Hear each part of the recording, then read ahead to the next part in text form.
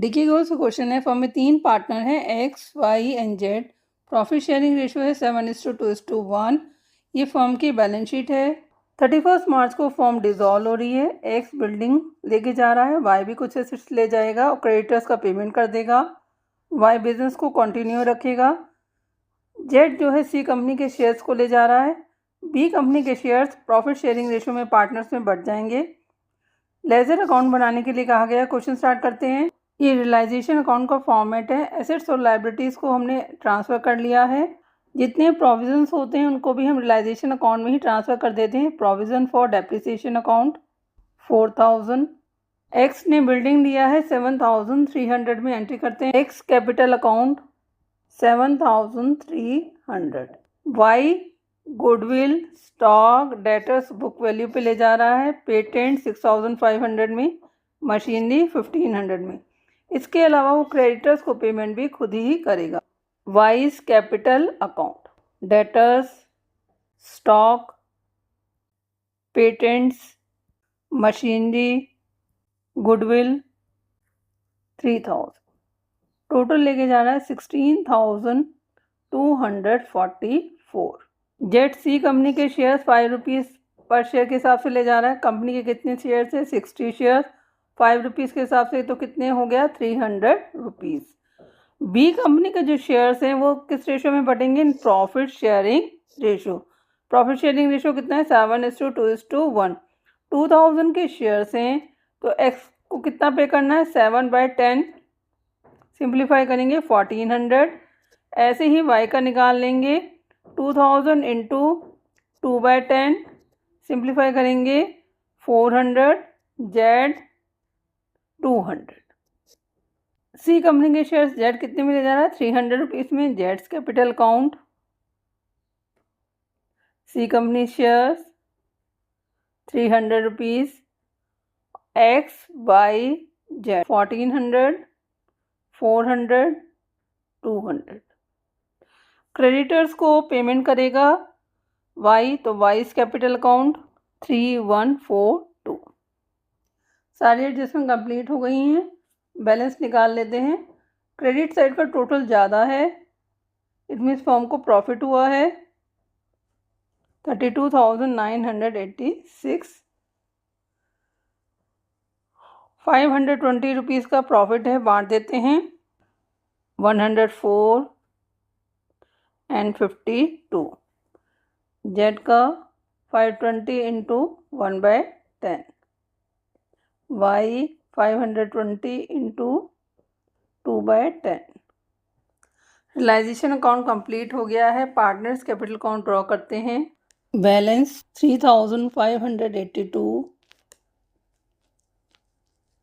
16,124। Realisation account debit करेंगे। Firm से assets acquire किए हैं पार्टनर्स ने। बिल्डिंग एक्वायर किया है एक्स ने।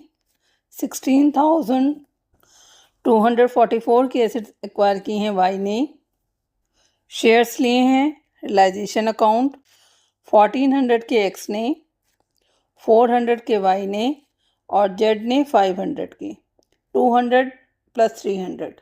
वाई जो है क्रेडिटर्स को पेमेंट करेगा, realisation account for creditors.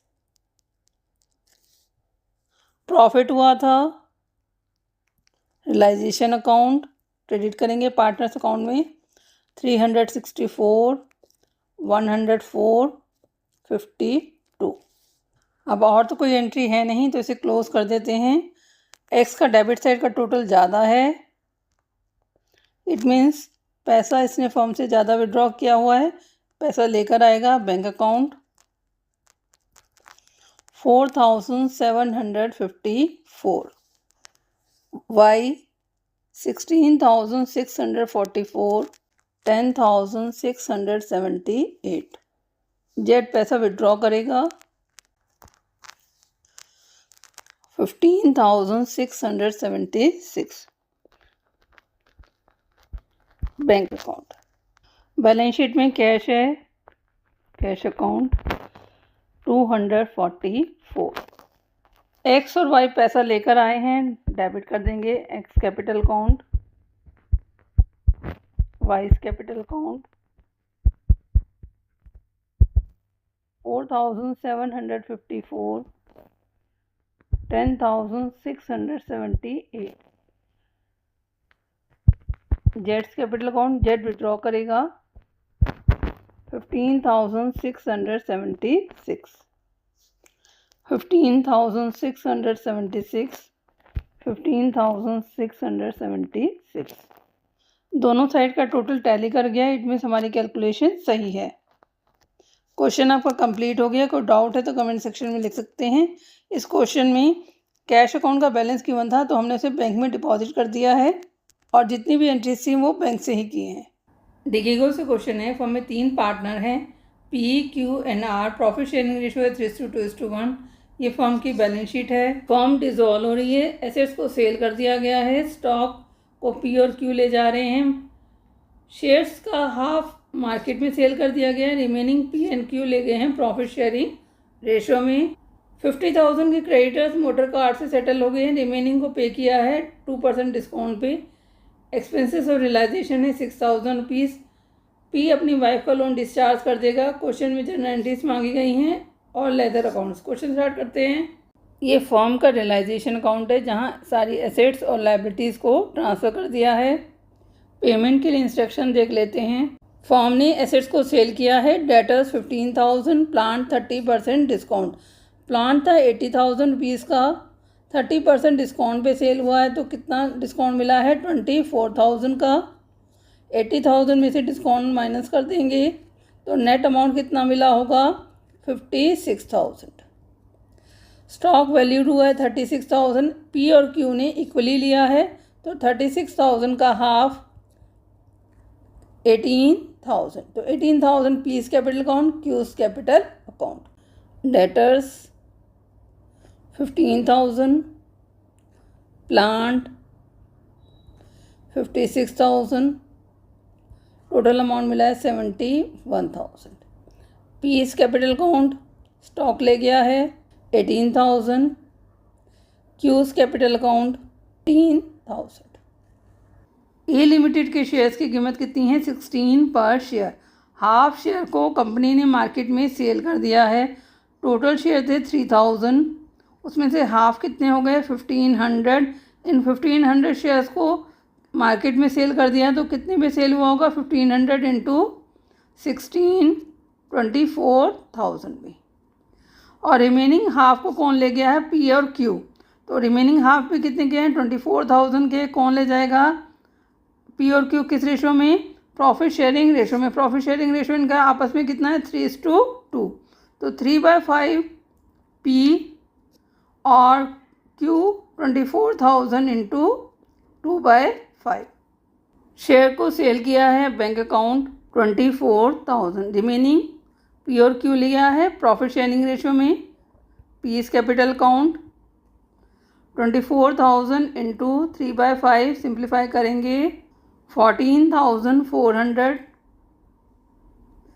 Cues capital account 24,000 into 2/5 9,600। Creditors और ₹50,000 took over motor car in full settlement. 50,000 के क्रेडिटर्स ने तो मोटर कार लेके सेटलमेंट कर लिया है। टोटल क्रेडिटर्स है 70,000 रुपीज़ के, इसमें से 50,000 के क्रेडिटर्स को एसेट दे दिए हैं तो रिमेनिंग कितने बचे 20,000। And balance of creditors were paid at a discount of 2%। उनको 2% डिस्काउंट पे किया तो 2% कितना होता है 400, माइनस कर देंगे 20,000 में से 400 को माइनस करेंगे तो नेट अमाउंट कितना पे किया है 19,600। जो क्रेडिटर्स मोटर कार ले गए हैं हम उसकी एंट्री नहीं करेंगे, सिर्फ हम कैश की एंट्री करते हैं। क्रेडिटर्स को पेमेंट किया है बैंक अकाउंट 19,600। एक्सपेंसेस पे किए हैं 6,000 के। पी ने अपनी वाइफ के लोन को डिस्चार्ज करने की रिस्पॉन्सिबिलिटी ली है। पीस कैपिटल अकाउंट वाइफ का लोन की रिस्पॉन्सिबिलिटी ली है, वाइफ्स लोन 25,800। बैंक ओवरड्राफ्ट है, पे कर देंगे बैंक अकाउंट। जितने भी लायबिलिटीज़ हैं उन सब का पेमेंट करना होता है 12,000। बैलेंस निकाल लेते हैं। बैलेंस निकालने से पहले एक बार चेक कर लेना चाहिए कि जितनी भी एसेट्स हैं और लायबिलिटीज़ हैं उन सबका पेमेंट हो गया है। डेबिट साइड का टोटल ज़्यादा है, इट मीन्स फर्म को लॉस हुआ है। Loss transfer to partners capital PQNR loss है 44,400। बांट देते हैं। प्रॉफिट शेयरिंग रेशियो है 3:2:1, तो 44,400 into 3/6 22,200 Q 2/6 14,800 and 44,400 into 1/6 7,400। Realisation account complete हो गया है। पार्टनर्स कैपिटल अकाउंट ड्रॉ करते हैं। Balance BD 1,20,000 95,000 5,000। P ने अपनी वाइफ की लोन का रिस्पॉन्सिबिलिटी ली थी। Realisation account wife's loan 25,800। Balance sheet में एडवर्टाइजमेंट सस्पेंस अकाउंट है, राइट ऑफ कर देते हैं। 84,000 का डेबिट बैलेंस है, बांट देते हैं 3:2:1 ओल्ड रेशो में बांटते हैं। जो भी बैलेंस शीट का आइटम होता है 3/6 42,000 84,000 इंटू 2/6 28,000 14,000। पार्टनर ने एसेट्स को टेक ओवर किया था। रियलाइजेशन अकाउंट एक्स और वाई ने स्टॉक लिया था 18,000 शेयर्स लिए थे। Realisation account 14,400 9,600। लॉस हुआ था रियलाइजेशन में। रियलाइजेशन अकाउंट लॉस को डेबिट करते हैं 22,200 14,800 7,400। अब और तो कोई एंट्री है नहीं, तो बैलेंस निकाल लेते हैं। P का डेबिट साइड का बैलेंस कम है, क्रेडिट का ज़्यादा है 1,45,800 बैंक अकाउंट 49,200। Q का भी क्रेडिट साइड का टोटल ज़्यादा है 95,000 24,600। R का डेबिट साइड का टोटल ज़्यादा है, इट मीन्स इसने पैसा ज़्यादा विड्रॉ कर रखा है 21,400 16,400। R पैसा लेकर आएगा और P और Q विड्रॉ करेंगे बैंक अकाउंट। कंपनी ने एसेट्स को सेल किया था। Realisation account 71,000 sale of assets. Share sell किए थे। रियलाइजेशन अकाउंट 24,000 के शेयर सेल किए थे। R पैसा लेकर आया। R's capital account 16,400। Bank overdraft का पेमेंट किया था। Realisation account 12,000। क्रेडिटर्स को पेमेंट किया था। Realisation account 19,600। एक्सपेंसेस पे किए थे। रियलाइजेशन अकाउंट 6,000 की। P और Q को पेमेंट किया है। P's capital account Q's capital account 49,200 24,600 1,11,400 1,11,400। दोनों साइड का हमने टोटल कर लिया है। टोटल टैली कर रहा है, इट मीन्स हमारी कैलकुलेशन सही है। क्वेश्चन में जनरल एंट्रीज के लिए कहा गया है। जनरल एंट्रीज करते हैं। पहली एंट्री होगी एसेट्स ट्रांसफर करने की। Realisation account debit stock 20,000 40,000 30,000 75,000 80,000 for transfer of assets. Liabilities को ट्रांसफ़र कर लेते हैं। Bank overdraft account debit to realisation account